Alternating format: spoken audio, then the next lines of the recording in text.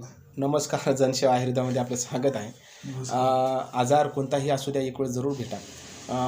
जे की प्रत्येक व्हिडिओमध्ये सांगत की कॅन्सर, BP, शुगर, थायरॉइड, डोळ्याचे विकार, आपण दाताचे विकार, पोटाचे विकार, संडाचे विकार, किडनी डायलिसिस, लिव्हर वगैरे, टोंगळे दुखी, गुडघे दुखी, जे लोक ऑपरेशन करायला दररोज गोळ्या खाऊन परेशान राहतं, जे लोक दवाखाने मोठमोठे करून परेशान राहतं, कृपया त्यांनी एक वेळ जरूर आमच्याकडे या.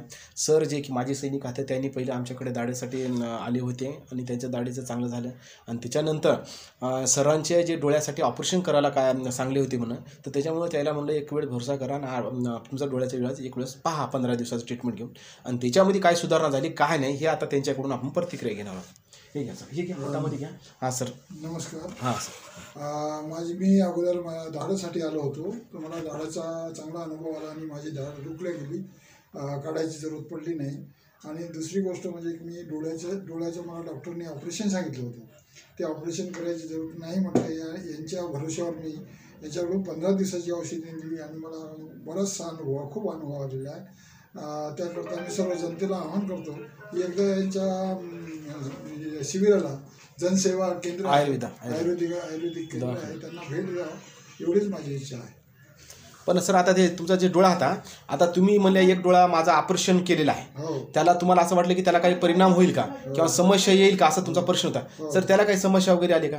नाही, काही समस्या नाही. बरं, आणि त्याच्यामधून बी किती म्हणजे स्पष्टीकरण झालं, चांगलं झालं का? बरंच मला पहिल्यापेक्षा चांगलं दिसून राहिलं. ऑपरेशन करणाऱ्या डोळ्याला बी चांगलं झालं, डोळ्याला सुद्धा चांगलं दिसायला, म्हणून काही अडचण नाही आहे. हां, आता जे डॉक्टरने तुम्हाला सांगलं होतं की दुसऱ्या डोळ्याचं ऑपरेशन करायला पाहिजे तुम्ही, तर सर त्याच्यामध्ये किती म्हणजे तुम्हाला सुधारणा वाटते? सर त्याच्यामध्ये बरीचशी सुधारणा आहे, आता मला पहिल्यापेक्षा चांगलं दिसून राहिलं. पहिलं सर तुम्हाला जे दिसत होतं कसं दिसत होतं सर?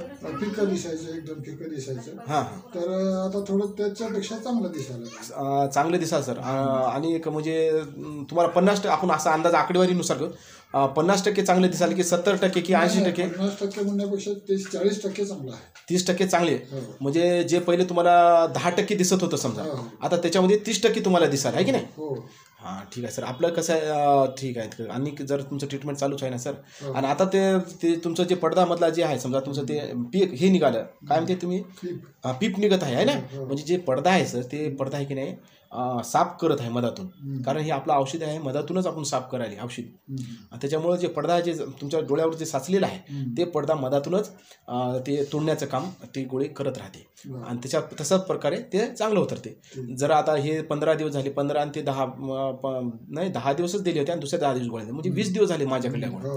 तर माझं म्हणणं आहे ती 3 महिने सरासरी तुम्ही माझं ट्रीटमेंट घ्यावं, असं माझं म्हणणं आहे. म्हणजे जोपर्यंत तुमच्या डोळ्याला 100% उजा येते तोपर्यंत चालू. काय रोगी असते त्याला कमी याच्यामध्ये ट्रीटमेंटमध्ये चांगलं 1-2 महिन्यामध्ये होते. काय डोळ्याला कसं तुम्ही ऑपरेशन करायला चालू होतं ना, त्याच्यामुळे ते रिपेअर होईपर्यंत आपल्याला ट्रीटमेंट घ्यावं एवढं सांगतो. ठीक आहे. काही हरकत नाही. काही एखादी पेशंट माझ्याकडं तो आला होता, पण ट्रीटमेंट घेण्याची कॅपॅसिटी आणि पैशाच्याच संदर्भात आहे, कारण एकदाच फीस लागते, त्याच्यानंतर फीस लागते, जे काय डोळ्याचे तेवढे ते हे लागते. आणि एकदा डोळे नैसर्गिकप्रमाणे चांगले झाले म्हणजे तुमचा प्रश्नच येत नाही, असं मला म्हणायचं आहे. तरी एक वेळ जरूर कोणताही रोग असं कॅन्सरवाले किंवा करू परेशान पैसे लाखो रुपये टाकाले, आणि हे लाखो रुपये तुमचे वाचवायचे असेल आणि जीव जर वाचवायचा असेल तर जनसेवा आयुर्वेदाने बिलकुल एकदा भेट द्या, जेणेकरून तुमचं हित होईल. इतकंच बोलतो. जय हिंद, वंदे मातरम, जय भीम, धन्यवाद.